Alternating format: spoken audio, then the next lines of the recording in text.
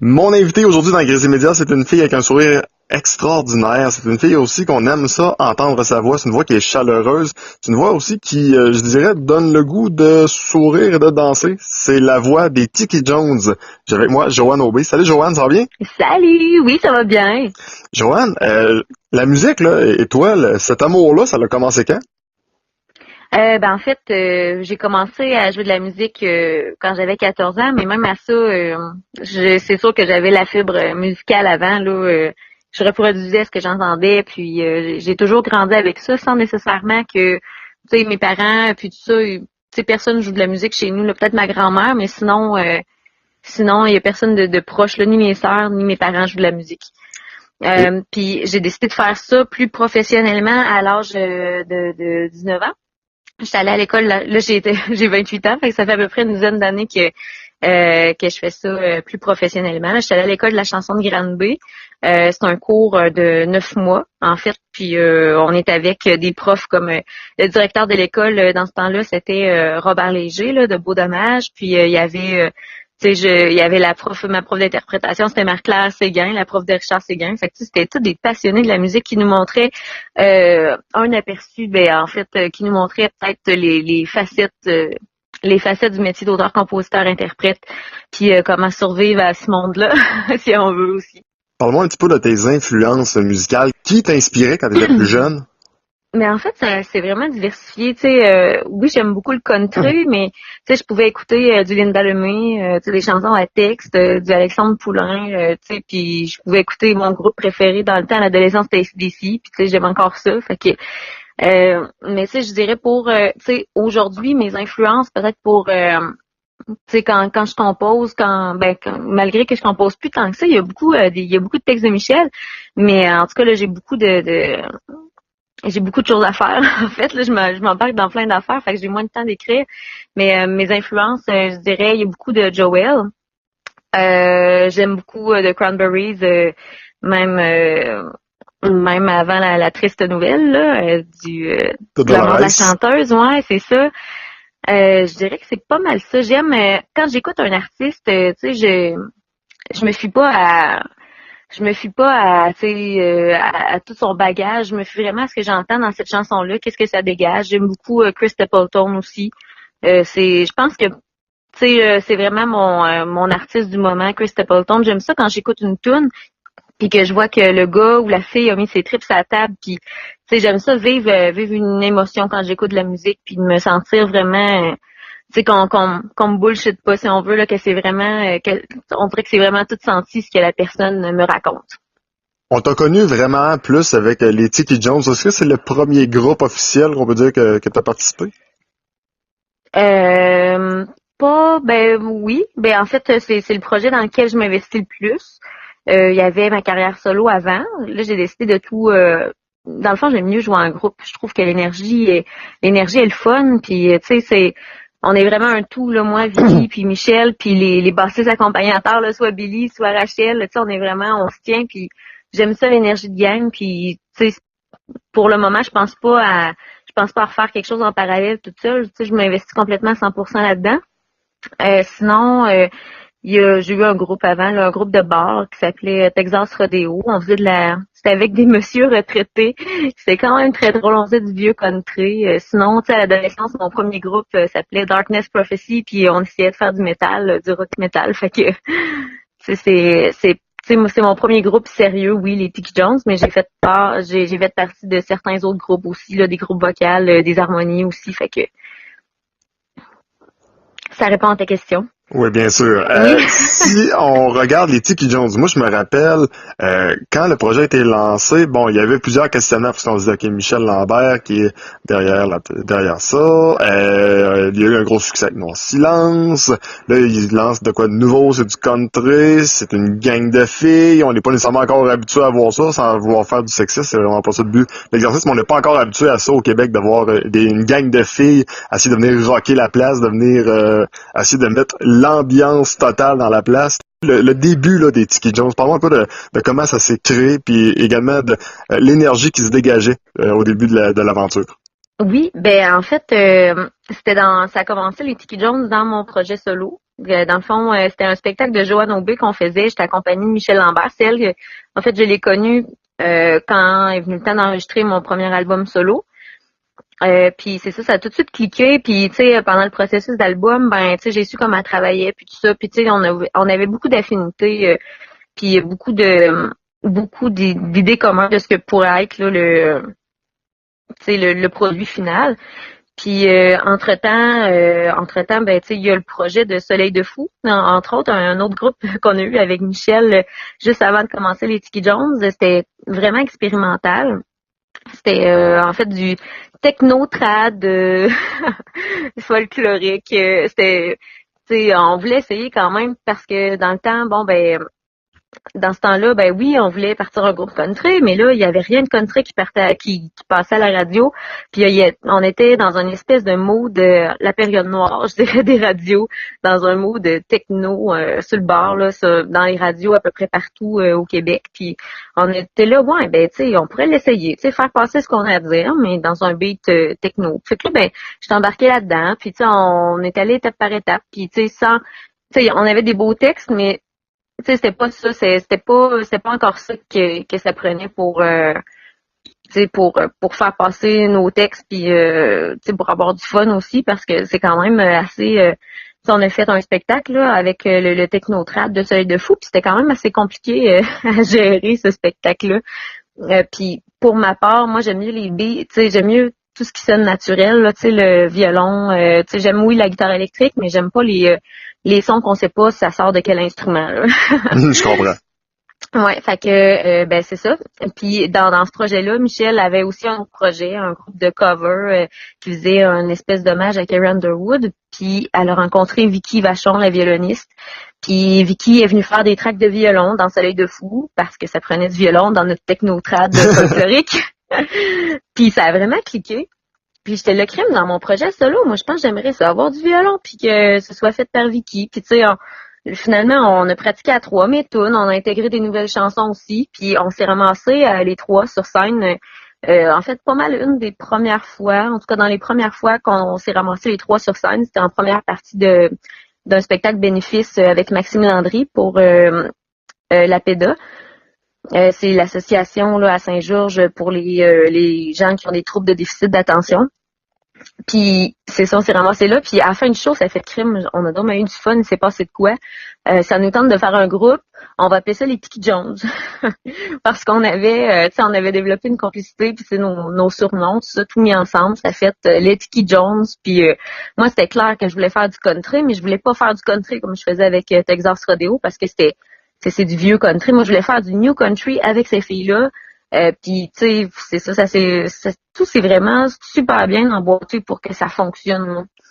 On continue dans l'aventure des Tiki Jones parce que là, c'est beau faire un premier album, c'est beau faire des spectacles, d'être acclamé partout dans les festivals, les gens ont du fun, puis c'est plaisant de voir ça, c'est plaisant de voir ce succès-là, mais là, vous récidivez avec un deuxième album qui est sorti tout dernièrement, c'est tout chaud sorti du four, cette affaire-là.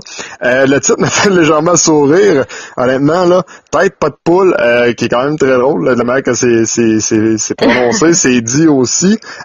Puis je pense que ça ressemble quand même. C'est un terme qui est rassembleur pour un peu tout le monde, puis qui montre encore une fois l'essence des Tiki Jones.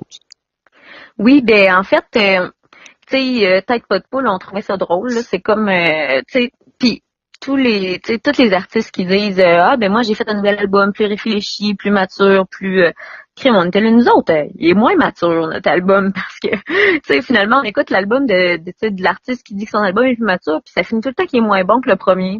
Fait que là on s'est dit nous autres il va être moins mature, là ça parle de Tête pas de poule, ça parle de tweet, ça parle de pissedrette puis tu sais mais tu sais oui il y a quand même des beaux textes songés puis tu sais c'est des beaux textes touchants aussi mais l'humour c'est quand même super important avec la poursuite des rêves avec le bonheur, c'est quand même des thèmes aussi qu'on aborde dans l'album mais tu sais comme disait Michel aussi dans une autre entrevue, tu sais c'est vrai que tu sais parce que elle c'est pas mal elle qui écrit tous les textes là dans le sens que c'est facile, c'est plus facile. Il y a plus de raisons d'être malheureux que de raisons d'être heureux. Fait que, tu sais, nous autres, on a là le produit des mains, là, la raison, tu sais, t'en as des milliards sur cet album-là, des raisons d'être heureux ou de sourire, tu sais. Puis même l'album, la chanson Tweet, là, elle était numéro 1 quand même longtemps sur le palmarès là de la disque. Donc tu sais dans la catégorie chanson country francophone. Puis c'est pas pour rien, tu sais ça parle tu sais, d'un tweet qui se pense meilleur que les autres puis tout. Puis tu sais veut pas cette chanson-là nous fait sourire parce que on en connaît tout un tweet, tu sais où on a tout fait quelque chose de tweet au moins une fois dans notre vie. Puis tu sais ça fait juste sourire, ça fait pas juste pointer du doigt celui qui est tweet dans la salle. Là. Ça nous fait comme prendre conscience que ouais, c'est vrai, j'ai peut-être été tweet à un moment donné dans ma vie. Fait que c'est ça. Dans ce nouvel album, il y a 2 chansons reprises, 2 chansons qui ont été connues, mais qui ont été un petit peu changées pour mettre à votre sauce. Je Oui. pense que ça peut être important aussi pour un groupe qui est encore, on s'entend encore relativement jeune, d'essayer d'aller puiser dans des tunes un répertoire qui est du moins déjà connu. Oui, en fait, il y avait Mon oncle Edmond. On l'a fait vraiment, ça fait vraiment longtemps qu'on l'a fait dans les festivals, puis elle est toujours super bien reçue. Puis là, on s'est dit, ouais, mais pourquoi qu'on l'en discret pas finalement? Tu sais, c'est une vieille chanson de Jean Lapointe, puis tu sais, toute remaniée vraiment à la sauce New Country, puis ça rock vraiment, puis tu sais, ça va chercher autant les personnes plus âgées qui sont dans la salle que les plus jeunes, tu sais, qui la découvrent peut-être même pour la première fois cette chanson-là. Puis l'autre chanson, c'est Protest Song de Richard Séguin. Puis ça, ce que je trouve cool, c'est que, tu sais, on a envoyé la version enregistrée à Richard Séguin avant de sortir l'album. Puis il était vraiment content de la version enregistrée. Tu sais, il voulait pas que ça sonne western. Puis il voulait pas, tu sais, il y avait des craintes là quand on lui a dit qu'on ferait la tune, mais tu sais, il l'a écouté puis il était vraiment super content du résultat. Puis tu sais, le message passe encore bien. Puis tu sais, on l'a pas changé tant que ça, la version en fait, parce qu'elle était déjà quand même parfaite là. Tu sais, je veux dire, les arrangements ont pas vieilli tant que ça dans la version de Richard Séguin. Puis tu sais, on l'a vraiment laissé comme ça. Puis j'essaie dans ma job sur la chanson de chanter, de rendre la tune aussi puissante qu'elle était là, sur l'enregistrement original. Dans la version de Richard Séguin. Fait que c'est vraiment 2 piliers, je trouve, là, pour 2 piliers de notre répertoire québécois, là, tu sais, avec Félix Leclerc, qu'on reprenne de ses chansons sur notre premier album. Fait que Ouais. c'est important là, de ressortir des vieux classiques puis les remettre à la sauce d'aujourd'hui. Là. Joanne, avec les Tiki Jones, vous avez joué entre autres en France, ce qui est quand même, c'est malade, on s'entend. Hein. Je veux dire, quand on regarde des filles de la Beauce qui ont l'occasion d'aller jouer en France, c'est spécial de voir ça. Là, en plus, ça a à peine 2 albums de sortie, parce que l'autre vient toujours de sortir. C'est quoi, What's Next? Moi, j'ai comme l'impression que Sky is the limit, pas loin.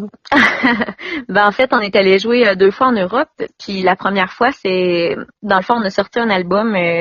On n'a pas fait de lancement officiel, mais si on va sur le site des Tiki Jones, on va voir l'album live en Europe qu'on a enregistré au 66 Café. Puis tu sais, on n'a pas joué à l'Olympia de Paris, là, on a joué dans le sud. Ben moi, je dis que c'est dans le sud de la France, en tout cas dans le coin de La Rochelle. Il y a une petite île Ouais. dans le Pacifique, dans l'Atlantique, c'est-à-dire qui s'appelle l'île d'Oléron. Fait qu'on est allé jouer là dans un café.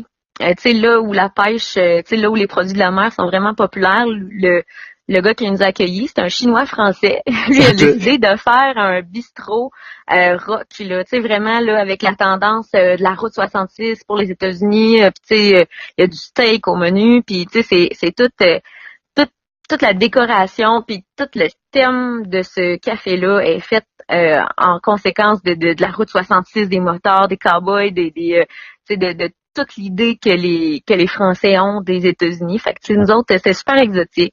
On arrive là, 3 filles québécoises. Fait que là, c'était déjà cool pour les Français qui aiment vraiment beaucoup les Québécois. Puis on se met à chanter du country rock en français, puis faire des reprises du country, tu sais, des hits de country, tu sais, des États-Unis, puis des gros palmarès. Fait que c'était quand même très cool. On était accueillis en roi, en reine, c'est-à-dire. Ouais. Puis on a passé un super beau voyage. Là. Écoute, on a passé une semaine là. Vicky est tombée pratiquement en amour avec le chum qu'elle a actuellement, qui l'a suivi jusqu'au Canada, puis qui sont super heureux, qui a demandé en fiançailles là, sur la scène à Saint-Tite là, il y a 2 ans. Fait que c'est quand même extraordinaire. Là. On vit des beaux moments là-dedans. Puis La deuxième fois qu'on est allé, quand on est allé, c'était encore sur l'île d'Oléron, dans un autre crêperie, puis c'était aussi le fun, là. L'ambiance était différente, on a été aussi bien accueillis tout ça, puis on a fait encore plus de spectacles. Là, c'était pour 2 semaines. Fait qu'on a joué 2 grosses fins de semaine complètes, puis en tout cas, c'est bizarre l'amour que les Français nous portent, là, parce que tu parlais des Beaucerons qui vont jouer en France. Ben oui, il y a nous autres. Il y a, Amélie Veil est super bien reçue en France. Cynthia Veilleux aussi est allée en France quelques fois. Puis je veux dire, on a un super bel accueil. Fait que je sais pas si c'est les Québécoises ou si c'est les Beaucerons qui font cet effet-là, mais c'est quand même un rêve d'y aller. Puis aussi, la violoniste, elle a un nom de Beauceronne, mais en fait, c'est une trifluvienne. Elle habite à Trois-Rivières. Oui, c'est ça. Tout nous porte à croire que c'est une Beauceronne, mais c'est une trifluvienne. Mais bonne, fait qu'on l'accueille. Oui, c'est parfait. Ben oui, elle apporte déjà le nom des petits gâteaux vachons, fait que c'est parfait. Et voilà. En terminant, Joanne, y a-t-il des dates qui sont déjà dévoilées pour la Beauce ou des festivals de quoi de gros qui s'en vient? En fait, les autres spectacles sont plus à l'été. On fait la tournée des festivals, mais en Beauce, il y a entre autres, là c'est sûr que les dates sont pas nécessairement toutes sorties, mais on fait le 125e de Saint-Benoît. Ouais, c'est le 125e de Saint-Benoît cet été. Je pense que c'est le 7 juillet. On pourra valider pour les dates, là, mais c'est annoncé sur notre site internet déjà. Fait que c'est sûr qu'on a très hâte de venir jouer en Beauce en juillet. Alright, Joanne Aubé, un gros merci pour ton temps, c'est fort apprécié. Yes, merci beaucoup à toi. Merci, bye bye.